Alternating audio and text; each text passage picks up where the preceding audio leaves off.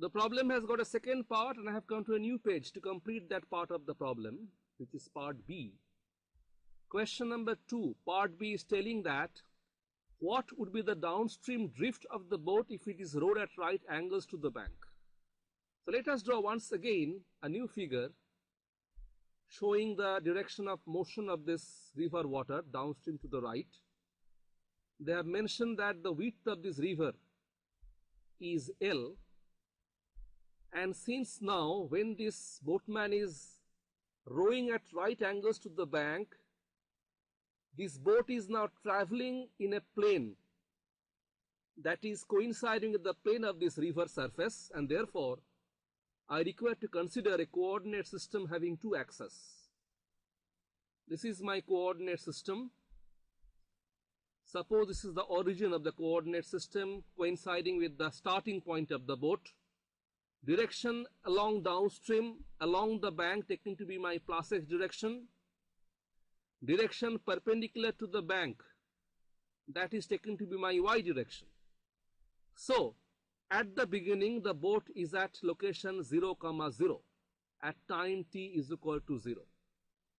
The motion of the boat is caused by two velocities. One is the velocity of the current, which is causing the x motion. Another is the velocity of the boat with respect to the current, that is causing the y motion. And since x motion and y motion are mutually perpendicular, these two motions can be treated separately, independent of each other. And under these two motions, the actual path of the boat looks somewhat like this. You remember in my theoretical class we considered the case where the river current speed remains constant throughout its width. Therefore, the path was in a straight line downstream towards the other bank. But in this case, the speed of water is changing from bank towards the middle. The path of the boat will be somewhat like this, a curved one. We'll come back to this path later in the problem. So at the end of the trip onto the other bank, this is the drift of the boat downstream. Let me call that as capital D. So the coordinates of this point are capital D, comma L.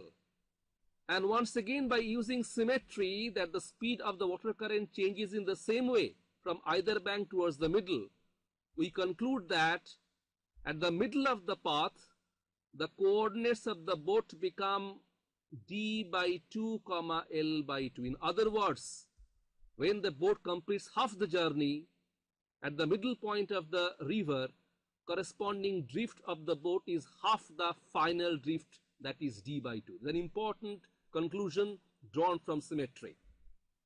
I also consider an arbitrary point on the path. Suppose at time t is equal to t, and the coordinates of this point are x, comma y. And remember, the motion is taking place under two velocities. They are also shown. One is the velocity of the boat in still water, another is the velocity of the current in the x direction.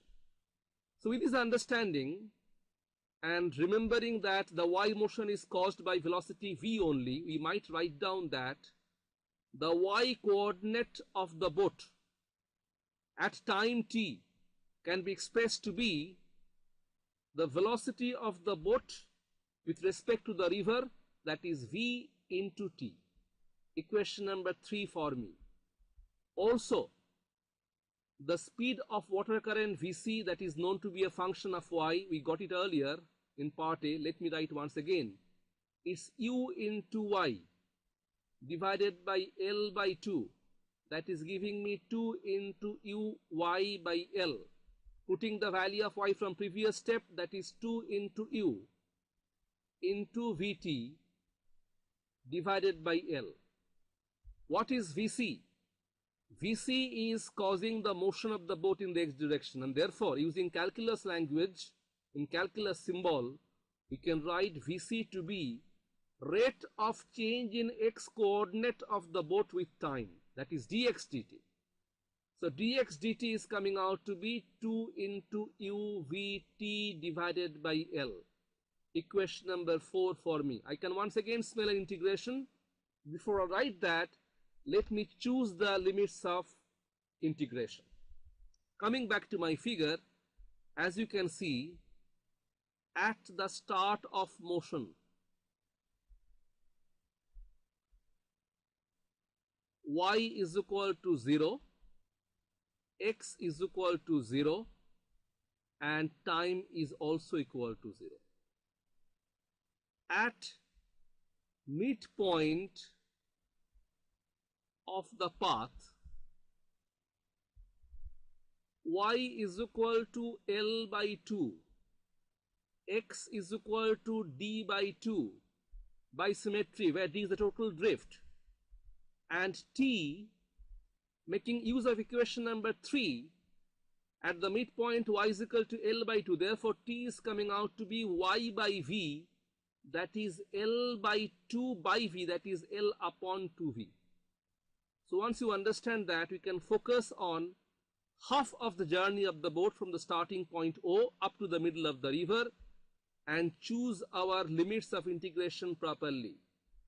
T is equal to 0, lower limit of t, upper limit of t, lower limit of x, upper limit of x. With this understanding, let's come back here, separate the variables. I am getting dx is equal to 2uvt dt by L.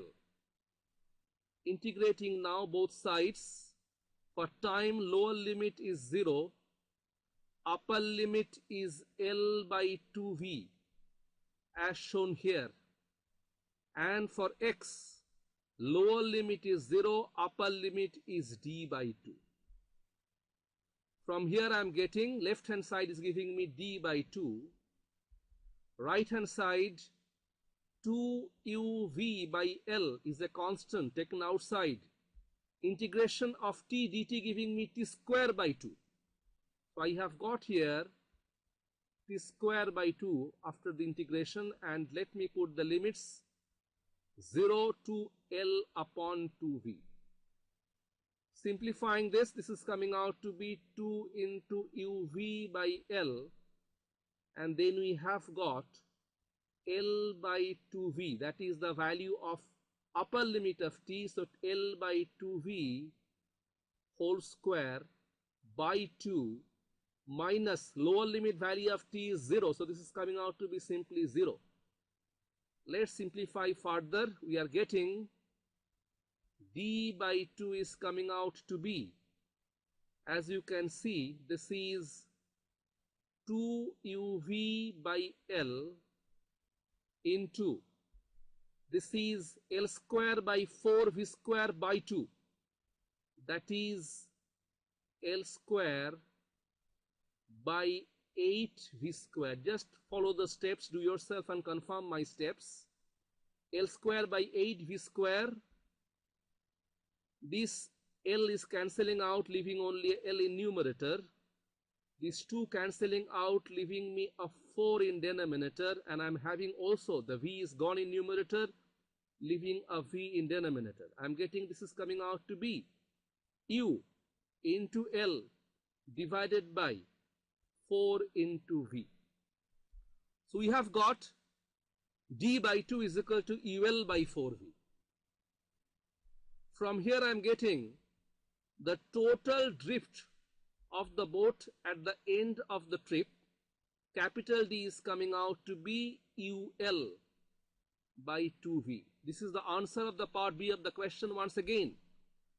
We have got, I explained in the figure, the drift of the boat when the boatman is trying to go across the river will be ul by 2v, where u is the maximum speed of the current at the middle of the river, L is the width of the river, and v is the speed of the boat in still water. So here is the answer of part B of the question. Just one more word. I already said that when you have got a situation like this, water current speed increasing linearly from 0 at the bank to the maximum value at the middle, then the path of the boat will be looking like this. I tell interested students to prove here by referring to the notes on parabola in coordinate geometry that this path of the boat can be broken down into two parts. This is the first part of the journey. the second part of the journey. And these two parts, each of them is a branch of a parabola. The lower one is a branch of a parabola opening along the plus x axis, and the upper one is a part of a parabola opening along the minus x axis. Prove that mathematically by taking help from your knowledge of coordinate geometry, equations of a parabola. Do this. Hello students, you got a glimpse of our video lessons through this small lecture. We have hundreds of lectures like this one covering various topics of advanced school level and intermediate physics in our website. They are exhaustive and often accompanied by elaborate diagrams to make concepts even clearer. They are taught with passion and sometimes with a bit of fun. So, at the end of the lesson, you have a commanding grip on the subject and you are ready for the board and competitive exams. Subscribe at physicsacademyonline.com to access video lectures of highest standard on various topics of physics.